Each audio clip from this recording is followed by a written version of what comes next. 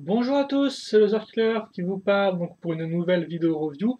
Aujourd'hui consacrée à un set Jiffy Outer Space, voilà, et donc qui ne porte pas de nom, donc on l'appellera le robot jaune. Comme on peut voir, c'est un robot, plutôt une espèce d'exo-armure jaune, hein, voilà. Donc on l'appellera un robot jaune de façon logique. Donc c'est uniquement dispo dans les magasins Jiffy, ça coûte 7 euros, comme vous pouvez le voir. Il y a 199 pièces et c'est recommandé au plus de 6 ans. Voilà.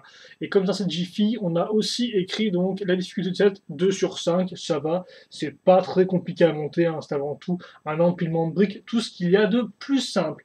Donc vous pouvez voir vite fait dans le fond qu'on a un chouette décor, je sais pas s'ils l'ont pompé quelque part ou s'ils l'ont fait à une E, avec une sorte de grande basilique cathédrale, ce qui est plutôt cool. Et donc je peux envie de dire ce qui pourrait donner un peu de fond à l'univers Outer Space, mais bon, j'ai pas non plus trop me prononcer là-dessus. Les autres côtés ne sont pas intéressants, hein. Vous aurez le set dans différentes poses, mais franchement, rien de spécialement incroyable. Voilà. Là, vous aurez la référence magasin du set, comme vous pouvez le voir, mais c'est pas vraiment sa vraie référence, ça on le verra plus tard. Et donc, je vous rappelle, c'est vraiment des sets qui ont été créés par Jiffy, quoi. Donc, la branche chinoise de Jiffy, donc, qui crée et distribue ces modèles-là. Voilà. L'arrière vous montre une autre pose du modèle, et l'arrière, c'est un peu une grosse blague, comme vous pouvez le voir, en fait, eh bien, cette pose-là, c'est la même que celle-ci. Donc en clair, on vous montre les deux mêmes poses dans deux images différentes. Pourquoi, je ne sais pas. Et si on est aussi assez attentif, ce que j'ai remarqué juste dans la vidéo, eh bien, on se rendra compte que le fond, on voit bien la basilique, eh bien, c'est sûrement le même fond que l'avant de la boîte, sauf inversé. Voilà. Donc en vert, l'air de cette boîte-là, c'est un peu la grosse loose, mais bon, on va pas non plus y rester 15 plans. On va plutôt parler du mode d'emploi.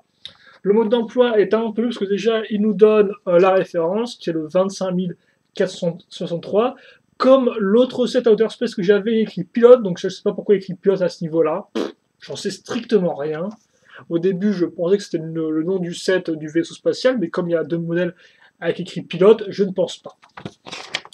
Les instructions de voir sont très claires. À chaque étape, on vous indique bien quelles pièces sont nouvelles, on vous indique quelles pièces prendre, en quelle quantité. Il n'y a franchement rien à redire à ce niveau-là. C'est clair, ça marche bien. Seul problème, on ne vous dit pas quand poser les stickers ni dans quel sens. Donc, si vous voulez savoir quand mettre les stickers, il faudra regarder la boîte. Voilà. Et encore des fois, la boîte ne montre pas tout. Par exemple, il y a deux stickers, je sais, on ne voit pas comment ils sont posés, donc j'essaie de les mettre moi-même.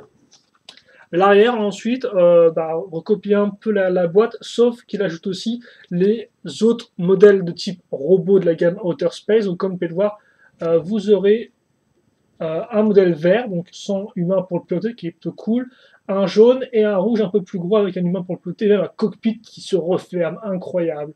Néanmoins, à la regarder, ils ont tous un peu les mêmes défauts que le robot jaune, donc en clair, je suis pas sûr que ça vaille vraiment le coup, même si le robot vert est plutôt cool. Je pense que vous avez bien pu le voir, parce que avec la luminosité, franchement, c'est pas gagné. Voilà, et lui, il est vraiment plus gros d'ailleurs, il coûte 15 euros ce robot-là, si vous voulez savoir. Et par contre, le vert, je ne l'ai jamais vu dans mes magasins, mais ça, vous vous en fichez. Donc, on va passer, avant de parler du robot, à la figurine. C'est la même que j'avais donc dans mon vaisseau Outer Space, sauf en grise pour le fond de l'uniforme. Donc, comme vous pouvez le voir, l'imprimé est bien fait, il est somme toute assez simple, on n'a pas été dans tous les sens comme du Lego.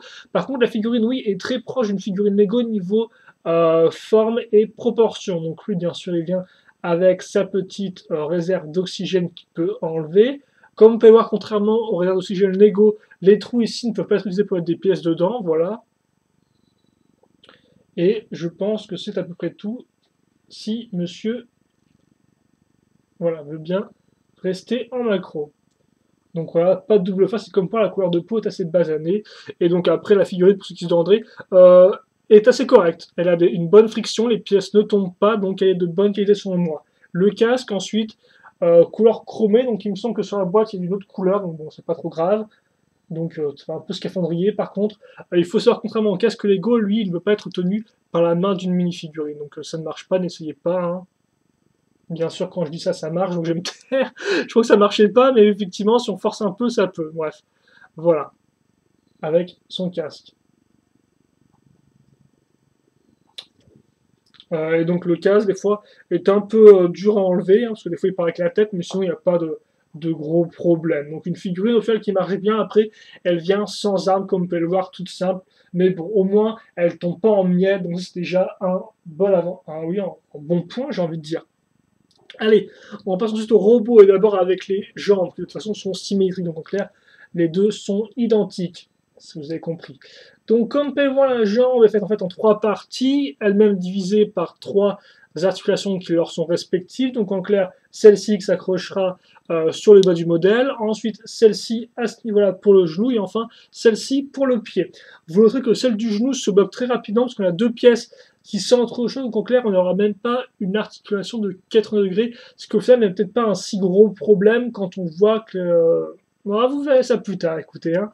Donc bref, voilà, comme vous pouvez le voir, les articulations sont comme ceci. Après, pour le reste de la jambe, pas grand-chose à dire. C'est un peu un enchevêtrement de pièces pentues, que ce soit des pentues normales ou des pentues inversées comme ceci. Voilà. Vous noterez aussi deux pièces avec des imprimés qui ne baffent pas, donc ça va. Mais bon, ça c'est vraiment, on va dire, je vais mettre ça un peu plus près. Voilà. Ça dépend vraiment des pièces. Hein. Les imprimés, des fois, vous en avez des bien, des fois des un peu moins bien. Donc, la qualité n'est pas forcément constante.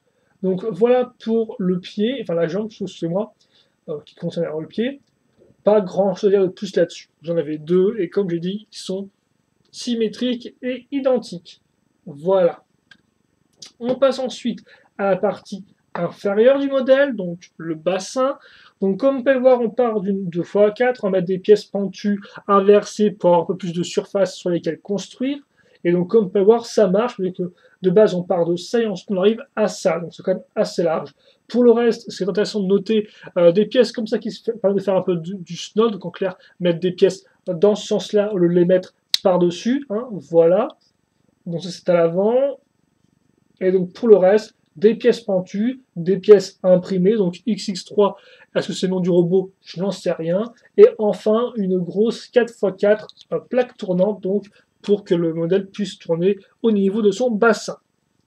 La partie qu'on mettra là-dessus, c'est la partie bien sûr supérieure qui ressemble à ça. On part d'une 4x6 et pour le reste, à nouveau, des pièces pentues inversées, des pièces imprimées, comme vous pouvez le voir, mais aussi la première apparition de stickers. Et donc, des stickers de bonne facture, certes, mais néanmoins qui se collent sur plusieurs pièces à la fois. Là, par exemple, ça c'est un sticker qui se colle sur 3 pièces en même temps. Donc, en clair, si vous comptez un jour démonter votre modèle, eh bien, ce n'est pas la peine de les poser. Voilà. Aussi, autre chose à dire, il me semble qu'ils ont une accroche qui est assez puissante, donc si vous les décollez, je ne suis pas sûr que ça se passe très très bien. Donc voilà, soit vous les collez, soit vous les posez pas, mais faites pas l'un ou l'autre, quoi. Hein. Enfin, faites pas un entre-deux. Voilà, avec les stickers.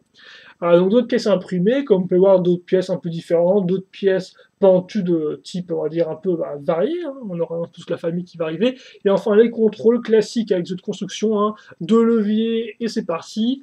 Un petit siège, qui est pas si mal, il n'a pas un dossier aussi élevé que celui de Lego, il me semble, mais il marche bien, il est assez efficace. Et enfin, bien sûr, ce qui est assez intéressant, c'est les articulations pour les bras, donc qui sont faites les mêmes articulations qu'on a vues pour les jambes et qu'on verra pour les bras, mais cette fois-ci, en fait, mise d'une autre façon, parce qu'effectivement, ces pièces-là, en fait, elles viennent à monter. Donc, en clair, on a cette partie-là, et la petite barre que vous voyez ici. Et donc, en fait, c'est à nous de la mettre. Donc, en clair, on peut mettre l'articulation dans le sens qu'on souhaite. Voilà. Elles ne viennent pas toutes faites, c'est ce que je veux dire. Et donc là, par exemple, on les met dans ce sens-là pour avoir les bras comme ceci, et on les accrochera ces bras sur aussi des plaques tournantes. Voilà. Ensuite, on n'a fait pas le tour là-dessus, donc vous noterez quand même une fois une cylindrique avec des stries qui sont assez intéressantes comme pièces, hein, ça change un peu des pièces Lego, voilà. Et d'ailleurs, il a aussi le nom de Guarder ici, donc à tout voir est-ce que c'est son nom, je n'en sais strictement rien. On passe enfin au bras. Donc, et là, je crois que je tiens dans ma main le bras gauche. Donc à nouveau des pièces imprimées, des stickers, et donc oui, ce que je en parler plus tôt dans la review, ça, ces stickers par exemple, vous ne savez pas dans quel sens les mettre si vous regardez la boîte, donc clair, c'est à vous de décider quand les mettre. Moi personnellement, je les ai mises dans le sens, on va dire, un peu inversé du triangle, donc ce côté-là ici, et puis ce côté-là à ce niveau-là, voilà. Enfin la pointe vers le bas, quoi, tout bêtement. D'autres pièces qui se posent sur plusieurs, enfin d'autres stickers qui se posent sur plusieurs pièces, voilà. Et comme on peut voir quand même des imprimés de qualité, hein, une espèce de ressort qui est un peu détaillé là, à ce niveau-là. Voilà. Pour le reste, le bras c'est en 3 parties, donc 1, 2, 3. donc correspondent à 3 articulations distinctes. Et après, comme on peut le remarquer, des pièces pentues comme ceci. Bon, ça c'est pas très très joli, je trouve. Hein. Au niveau les pièces qui continuent comme ça par contre c'est un peu plus sympathique. Et enfin, la main s'unira par 2 doigts laser, hein, ou même juste 2 lasers si vous voulez savoir.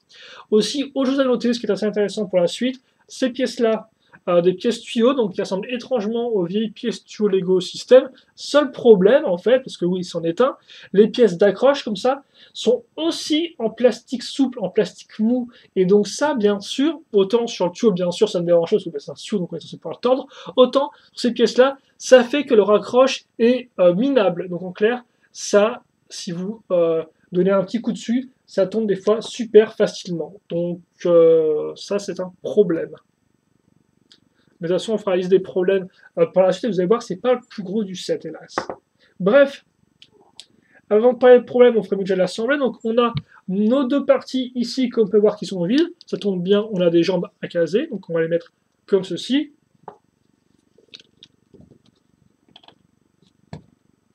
Voilà. Ensuite, le haut, donc au milieu de ma 4x6.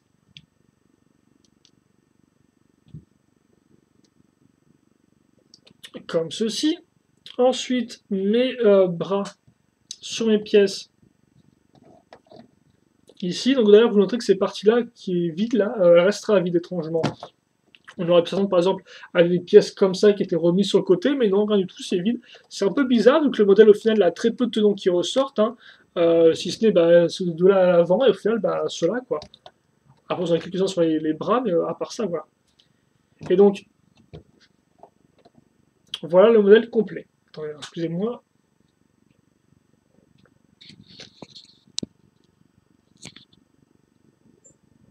Donc je vais faire un petit tour à rapidement notre gros robot. Comme on peut voir, niveau design, il est assez classique, avec ces bons gros angles qui font mal. Mais après, mis à part ça, il est correct, il rend bien. La couleur jaune et gris foncé, c'est un bon schéma de couleur selon moi qui donne un aspect un peu mécanique, hein, l'aspect un peu robot de service, mais sinon visiblement là, ça reste un robot d'attaque du fait de ces lasers au bout de ses enfin je crois que c'est des lasers, hein, vu qu'il y a une partie rouge qui ressort. Mais en tout cas, voilà, donc un robot, au final, avec un design qui marche bien, quoi. Il n'est pas non plus incroyable, on est d'accord, hein, mais il n'est pas non plus dégueulasse. Voilà. Donc niveau articulation, ça tourne, hein, comme vous avez pu le voir, librement.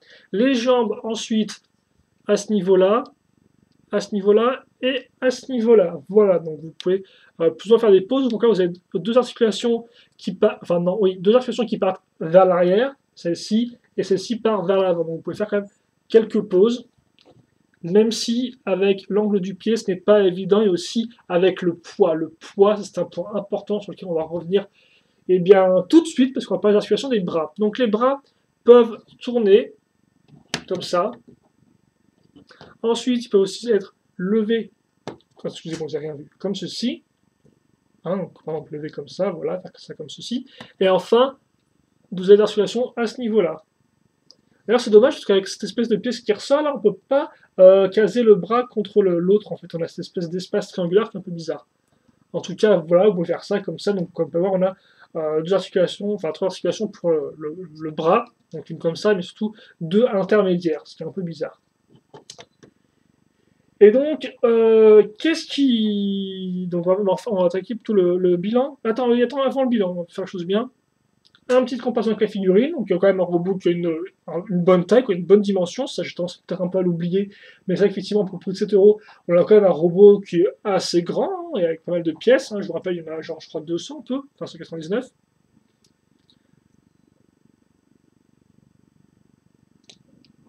Ah, attendez, je mets le scaphandre bien comme il faut. Ah oui, bien sûr, oui. Problème avec les bonbonnes. Avec l'oxygène, on ne peut pas le mettre sur le siège. Donc je vous conseille de l'enlever et de le mettre sur les 2 tons qui est ici, par exemple. Moi, je trouve que ça rentre bien, donc je le mets comme ça. Donc oui. Oxygène ou non, il faut choisir. Donc j'ai bien calé. Pour ceux qui se demandent, c'est une question au final que j'esquive un peu, les pièces, à part celle-ci qui foire, s'emboîtent bien. pas de problème d'emboîtement, les pièces ne se cassent pas. Par contre, donc oui, comme je disais, il y a des problèmes, donc bah, déjà ça ne tient pas. Et aussi, le plus gros problème, ça vous l'avez peut-être vu, un problème de friction et de poids, ou de masse plutôt. Car effectivement, ce robot, autant dire tout de suite, est inarticulable. Presque inarticulable. Premier problème déjà, les bras. Les bras sont ultra grands. Niveau proportion, déjà je pense que vous pouvez le voir, c'est un peu robot singe, quoi. Les bras s'arrêtent à ce niveau-là. Franchement, c'est pas super joli et je comprends pas trop pourquoi c'est fait comme ça. En plus, voilà. Donc les bras déjà sont grands, mais au design, ça rend pas génial. Et ensuite, excusez-moi par contre, voilà, vous devriez bien voir là. Excusez-moi, je me suis un peu, j'avais oublié de faire une mise au point. Donc oui, bras trop grands, ce qui rend le design un peu bizarre, mais surtout ce qui va faire foirer les articulations. Parce que comme vous pouvez le voir, eh bien, je veux lever le bras comme ça. Voilà, excuse, mais ton bras il est trop lourd, quoi. Le bras, voilà, tout s'écroule comme ça. Donc bon, ça c'est tombé, pourquoi? Parce que c'est juste sur d'autres noms, mais bon, c'est plus ma faute à moi que celle du modèle. Donc le bras tombe comme ceci, ok, d'accord, pourquoi pas. Il tombe aussi comme ça, voilà. Parce qu'effectivement, déjà on a un problème de poids, parce que ça c'est trop lourd, et aussi on a un problème de friction. Ça, par exemple, ça n'a aucune friction. Hein, comme vous pouvez le voir, ça tourne librement, donc vous ne pouvez pas du tout arrêter le bras dans une position particulière. Et c'est idem pour ces grosses pièces d'articulation là. Et idem, elles sont ultra, on va dire qu'elles sont sans friction presque. Et donc, comme vous pouvez le voir, le bras tombe tout seul. Vous ne pouvez pas mettre ça comme ça, tout tombe tout seul. Donc des fois il s'arrête, mais voilà. Autre problème lié à ça, les jambes, on peut voir qu'elles sont articulées, au final, pas tellement. Vous pouvez les arrêter comme ça, mais au final, vous pouvez peut-être même pas mettre le personnage en position de courir, quoi. Voilà ce que vous pouvez plus en faire avec les jambes. C'est un peu tout, hein, parce que rapidement, il va s'effondrer, ou les pieds ne vont pas suffisamment avoir d'accroche sur le sol pour tenir tout droit. Mais voilà, après, par contre, je peux rien faire avec les bras, quoi. Les bras, c'est juste des gros trucs qui tombent. Autre problème, la position des bras. Alors, à l'arrière, comme ça rend plutôt bien, c'est vrai. Mais le truc, en fait, c'est que, regardez, voilà ça. J'ai presque rien fait et le modèle tombe derrière. Le modèle tombe souvent à la renverse et pourtant, des fois, voilà, vous pensez l'avoir mis tout droit, qu'il soit particulièrement stable et le truc trouve quand même le temps de tomber. Donc ça, c'est un peu dommage, quoi. On pourrait penser qu'il tombe uniquement quand on cherche à faire des daubes avec les pouces, en faisant les bras, en mettant pas n'importe comment. Mais non, il tombe même quand des fois, on laisse tout droit et le truc va tomber un peu en arrière, parce que là, on fait une petite pichenette, et comme les bras sont super lourds, tombent super bas, et bien forcément, tout le poids part vers l'arrière, et donc le truc tombe super facilement, se casse la gueule super facilement. Voilà. Donc ça, c'est un problème. Et donc, le dernier problème, ça je pense que vous l'avez vu, les tuyaux ne tiennent juste pas, parce que la partie pour la faire tenir à des tenons est souple. Voilà. Donc en clair, s'il y a un bilan à faire, parce que vous allez dire, là, il a défoncé le modèle pendant 10 minutes, le problème, voilà, c'est ça, c'est une fois de plus, la jouabilité n'est pas là, quoi. Alors, comment corriger ces défauts? C'est assez simple déjà, moi je vous conseille, en vrai c'est un goût un peu personnel, c'est de réduire les bras. Moi personnellement, je sais que j'ai viré la partie intermédiaire ici, parce que voilà, au fait, on n'a pas besoin d'avoir cette espèce de grosse partie-là, on peut d'ailleurs mettre le laser ici, et puis ça rend tout aussi bien, et surtout, les bras sont moins lourds. Aussi, si vous ne voulez pas que le modèle parte dans tous les sens, remplacez ces pièces-là, donc des pièces charnières, par des pièces charnières, mais des plaques. Parce que comme quoi, c'est des pièces charnières briques, donc des gros trucs. Donc vous prenez des plaques, les pièces charnières plaques ont plus de friction. Donc vous prenez ça, vous en prenez deux, vous mettez une fois deux entre deux pièces charnières, et puis vous avez votre affaire, et puis ça tient bien. Voilà. Après, enfin, ça foire dans tous les sens, et il me semble que même les pièces Lego qui tournent comme ça n'ont pas spécialement beaucoup de friction. Je vous conseille des fois carrément virer l'articulation qui tourne, hein, quitte à faire, voilà quoi, hein, ce sera pas vraiment perdu, ou alors trouver un autre système. Donc au final, c'est dommage, parce qu'au final, les bras, on peut simplement les mettre comme ça, genre zombie quoi, genre unité de laser fixe. Et puis c'est tout, quand on essaie de les mettre un peu comme ça, ça tombe et tout s'écrase au sol. Voilà. Donc vous l'aurez compris, ce modèle-là, les pièces tiennent bien.